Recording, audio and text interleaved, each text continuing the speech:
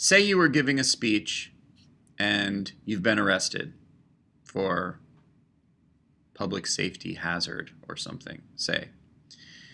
And ultimately, it's up to the courts to decide whether or not it was okay to silence you. So the court would be balancing your freedom of speech against an interest like public safety. When a court like the Supreme Court is making this determination which one is more important in any given situation, the courts use what are called tests or free speech tests.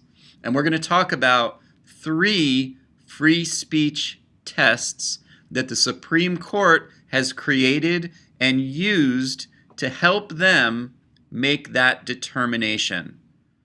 So, the first test is called clear and present danger.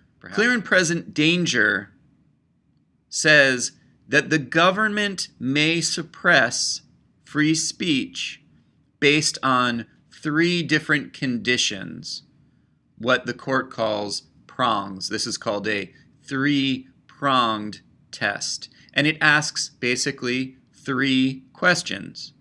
And if the answer is yes to all 3 questions, then the court finds that it's okay to silence that speaker. So, number 1, first question, is the danger a real danger? Is it a substantial danger? Question number 2, is there a connection between the speech and that danger? And then question number 3, is the danger immediate?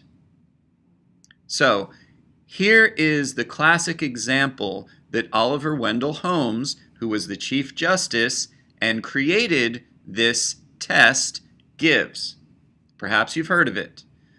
Oliver Wendell Holmes famously said that to shout fire in a crowded theater would create a clear and present danger.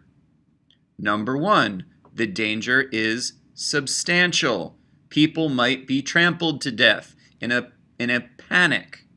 So number 1, the question is, yes, shouting fire in a theater does create a real danger. Number 2, is there a connection between the speech and the danger? Yes. As soon as the person shouted fire, obviously that's what created the panic that could lead to the public safety hazard. And then number 3, is it immediate? Yes, it's immediate. Right after someone shouts fire, the public panics and creates this public safety hazard. Therefore, shouting fire in a theater would create a clear and present danger.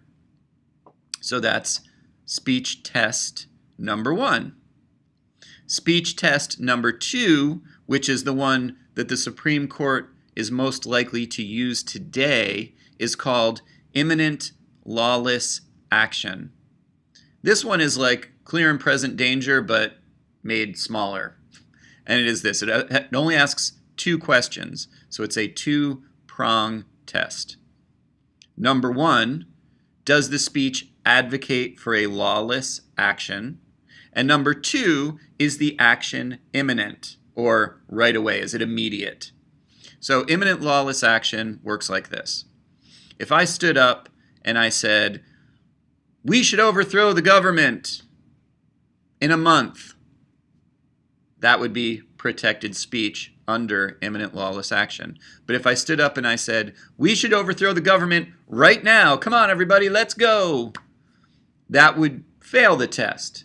The court would find that it would be okay to silence that action because the lawless action was imminent. So this test is also known as the incitement test, as in to incite or to start a riot. So that's called imminent lawless action, 2-prong test. It only asks 2 questions.